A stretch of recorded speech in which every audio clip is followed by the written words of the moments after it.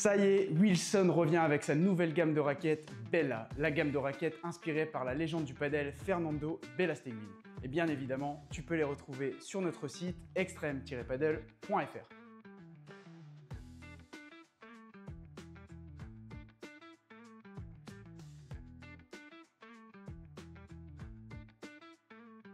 On va voir ensemble dans cette vidéo le test complet de la Wilson Bella Pro version 3 et en fin de vidéo, je vous présenterai la gamme complète de 3 raquettes Wilson Bella. Allez, c'est parti, on entre dans le vif du sujet.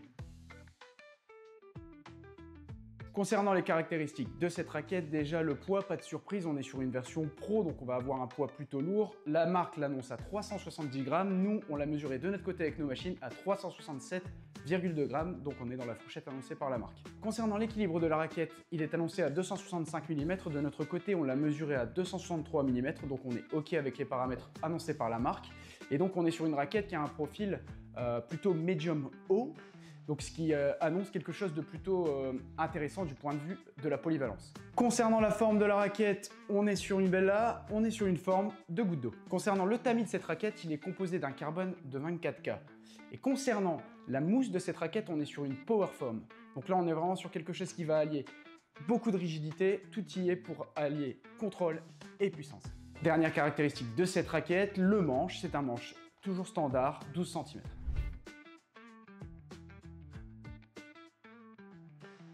Concernant le design de cette raquette, faut avouer que c'est plutôt joli et c'est plutôt réussi. On a des couleurs, le noir mat, le rouge flamme caractéristique de la Bella dans le cœur de la raquette et dans le logo.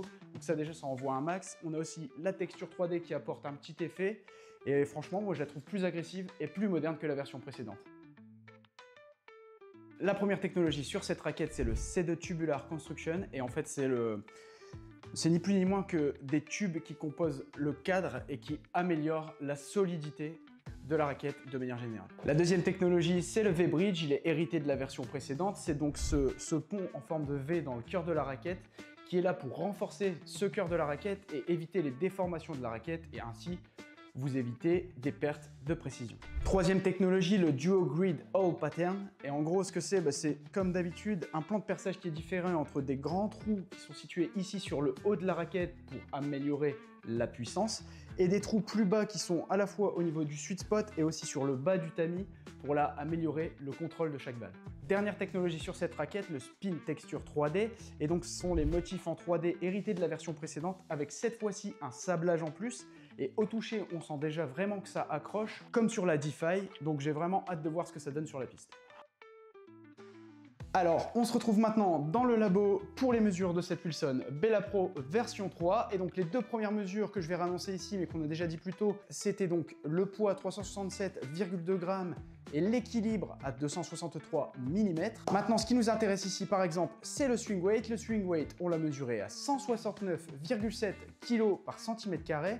Et donc, on est vraiment sur une inertie ici moyenne qui va vraiment être un compromis entre la prise d'effet et la puissance. Le twist weight, soit la stabilité de la raquette, on est sur 18,1 kg par cm carré et donc là aussi on est sur une mesure qui est vraiment dans la moyenne, donc là vraiment on verra les sensations lors du test sur la piste. La rigidité du tamis, on l'a mesuré à 63 RA, on est sur vraiment une rigidité qui est moyenne, vraiment là aussi compromis entre puissance et toucher, donc vraiment une raquette qui s'axe encore sur la polyvalence.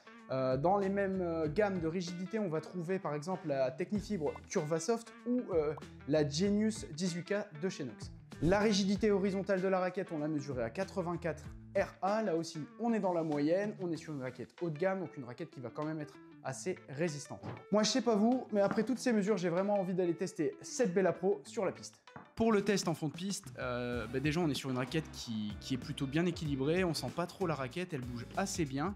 Donc ici, je trouve que c'est assez maniable. Vraiment, le gros point incroyable sur cette raquette en défense, c'est le toucher qu'on peut avoir parce qu'on a une raquette qui accroche vraiment la balle. On peut même mettre un petit peu de lift, donc c'est vraiment incroyable en termes d'accroche de balle, c'est super. Par contre, attention, on a un effet ressort à la frappe. Alors je m'explique, ressort pourquoi. On a une impression de légère vibration et on a une raquette qui paraît nerveuse mais qui a un petit effet trampoline. Donc attention, notamment sur les frappes comme les lobes, la balle elle va partir fort et très vite. Donc vraiment, c'est une raquette qu'il va falloir, je pense, dompter. Alors sur tout ce qui est frappe de transition, vraiment, son gros point fort, là encore, c'est la sensation d'accroche à la balle. Et au-delà de mettre beaucoup d'effets, vraiment, la spin texture, ça permet de garder la balle dans la raquette un peu plus longtemps. Et clairement, ça augmente très fortement la précision. Ça fait qu'on est très propre et très précis sur chaque trajectoire. En revanche, point de vigilance, j'ai trouvé que le sweet spot, il est tout de même restreint. Et donc, dès qu'on sort un peu du sweet spot, la raquette, elle va vibrer. Et là, on va commencer à perdre en contrôle. Alors au filet, cette raquette, de la même manière que sur les frappes de transition, on a une très bonne accroche et on profite d'une très bonne sortie de balle. Attention, il faut la maîtriser parce que cet effet trampoline, comme sur les lobes, on peut vite perdre en contrôle. La maniabilité, vraiment, j'ai trouvé que c'était pas exceptionnel. C'est mieux que sur une DeFi. Elle est un peu plus maniable qu'une DeFi, mais ça reste très moyen. Enfin, côté puissance sur le smash, là ça m'a plutôt impressionné. C'est quand même assez puissant, on a un petit plus, vraiment encore plus sur les smash kickés comme sur le par 3. Qui là, avec l'ajout de la texture, ça apporte vraiment beaucoup d'effets et on a une balle qui gicle vraiment très très fort.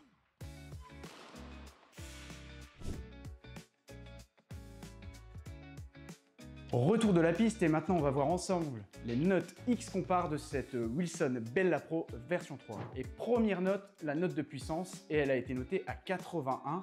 Et écoutez, ça confirme un peu ce qu'on a vu sur la piste, même si c'est pas une raquette qui est axée sur la puissante, moi je l'ai plutôt trouvée puissante.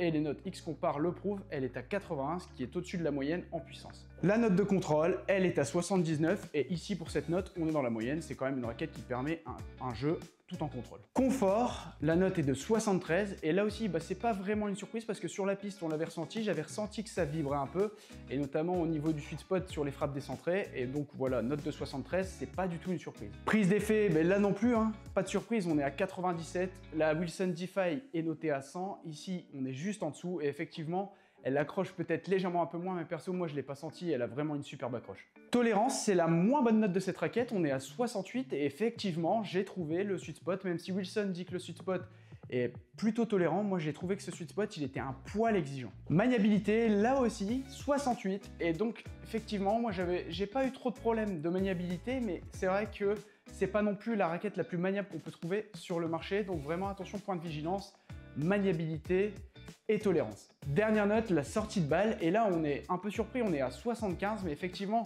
sur le papier, on avait un carbone rigide avec une mousse power foam, mais effectivement, quand on s'attarde sur les mesures et qu'ensuite on la joue sur la piste, on se rend compte qu'il y a un effet trampoline, donc 75 en sortie de balle. Alors, à qui je recommande cette version pro de la Bella? Moi, je la recommande à des joueurs qui sont plutôt confirmés à experts, parce qu'effectivement, il faut quand même un très bon niveau technique pour exploiter à 100% cette raquette, notamment pour maîtriser la sortie de balle et aussi le sweet spot qui est un poil exigeant. Cette raquette, elle correspondra à tous les profils de joueurs, je pense, parce qu'en fait, elle est hyper polyvalente, je blague pas, elle est vraiment réussie du côté de la polyvalence. On a vraiment un aspect précis, un aspect prise d'effet qui est vraiment important et une très très bonne réserve de puissance.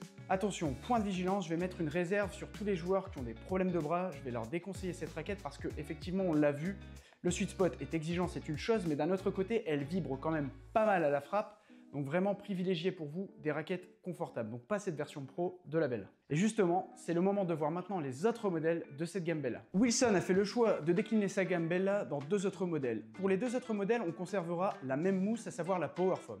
Par contre, sur la Bella classique, on va avoir une raquette qui va être un poil plus légère, 5 grammes de moins annoncé par la marque. Nous, on l'a mesuré de notre côté à 361 grammes. Et le gros point fort de cette raquette, c'est une augmentation du confort et de la tolérance parce qu'on est sur un carbone qui est un carbone de 3K à la place du 24K. Et donc, on se retrouve avec une rigidité qu'on a mesurée, nous, à 57 RA. Donc, une rigidité qui est plutôt vraiment basse. Bien évidemment, le compromis, c'est que sur cette version Bella classique, on va perdre en puissance par rapport à la version Pro. Dernière raquette de la gamme, donc, la Wilson Bella LS, une version blanche. Et donc, c'est la version Light and Soft. On est vraiment sur une version très légère ici, puisqu'on enlève encore 10 grammes par rapport à la version Bella classique. Donc, ce qui fait normalement un poids de 355 grammes. Nous, on l'a mesuré dans nos labos et on est tombé à 356 grammes. Par contre, c'est un alliage, ce n'est plus du carbone, c'est un alliage fibre de verre carbone. Donc ici, on va augmenter confort et tolérance. Par contre, la grosse surprise, c'est qu'on a une version ici plus puissante que la version Bella classique. Et pourquoi ça s'explique? Normalement, l'équilibre annoncé par la marque est à 265 mm. Nous, dans nos labos, on a mesuré 5 raquettes qu'on a reçues Bella LS et l'équilibre est tombé à 269 mm en moyenne. Donc ce qui en fait une raquette qui s'oriente plus pour la puissance, et effectivement on a une raquette qui est donc là plus puissante, par contre elle reste moins puissante que la version Bella Pro. J'espère que ce test sur la Bella Pro ainsi que la présentation de gamme t'aura permis d'avoir les informations pour t'éclairer et faire ton choix. En tout cas, si tu as d'autres questions ou si tu veux plus d'informations concernant ces modèles, tu peux nous laisser un commentaire, n'hésite pas à t'abonner. Et surtout, si tu veux devenir le roi de la Bandera comme Bella, alors tu fonces sur extreme-paddle.fr pour choper la tienne.